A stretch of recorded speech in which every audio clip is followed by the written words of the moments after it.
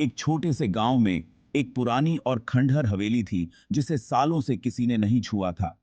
गांव वालों का मानना था कि हवेली में भूतों का बसेरा है। कोई भी वहां जाने की हिम्मत नहीं करता, खासकर रात के समय। एक दिन एक युवा यात्री जिसका नाम राकेश था, गांव से गुजर रहा था। रास्ता भटक जाने के कारण उसे रात में रहने के लिए जगह की तलाश थी।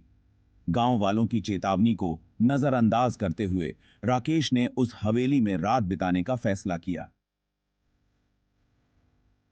हवेली का दरवाजा उसके सामने खुद बबी की अवगियत सा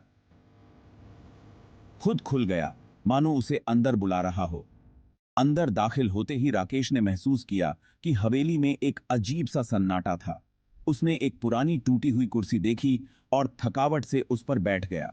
बाहर तेज हवाएं चल रही थीं। तभी उसे पीछे से एक धीमी आवाज सुनाई दी, चले जाओ यहां से अभी।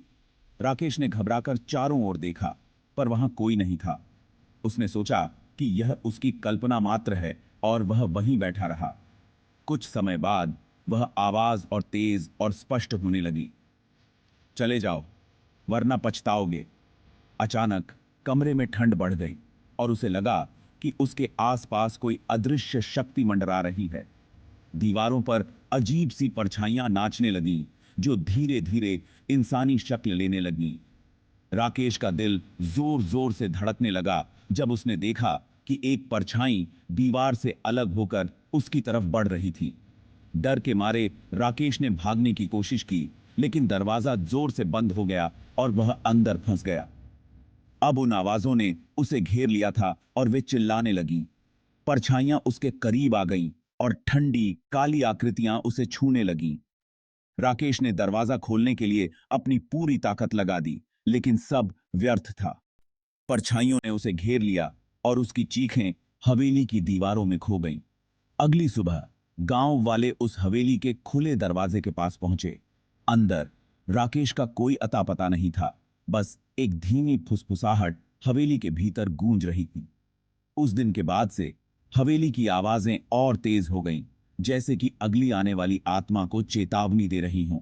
लेकिन हमेशा की तरह चेतावनी तब मिलती जब बहुत देर हो चुकी होती थी। Settings. Use a male young Indian voice for speaker 1. Use the best audio available.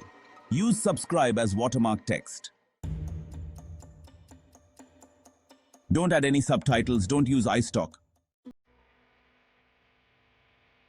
जैसे ही रात का अंधेरा गहराया, हवेली के अंदर अजीब सी परछाइयां चलने लगीं। हर कोने से एक अजीब सी ठंडक महसूस हो रही थी। अचानक एक जोर की आवाज आई और राकेश ने देखा कि परछाइयां उसकी ओर बढ़ रही थीं। वह डर से कांप उठा, लेकिन उसके पास भागने का कोई रास्ता नहीं था। राकेश की चीखें हवेली के हर कोने में गूंजने लगीं। उसकी आवाज इतनी दर्दनाक थी कि सुनने वाले का कलेजा कांप उठे।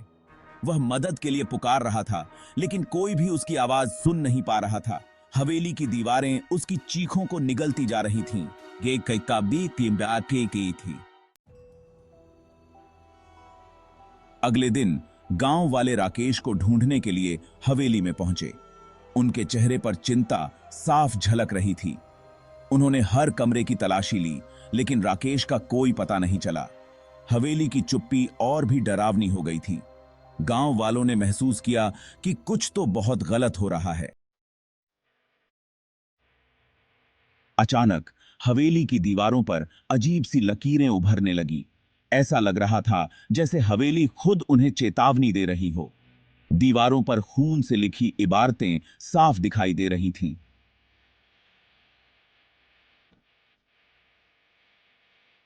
यहां से चले जाओ, वरना अंजाम बहुत बुरा होगा। गांव वाले डर से कांप उठे और जल्दी से हवेली से बाहर निकल गए।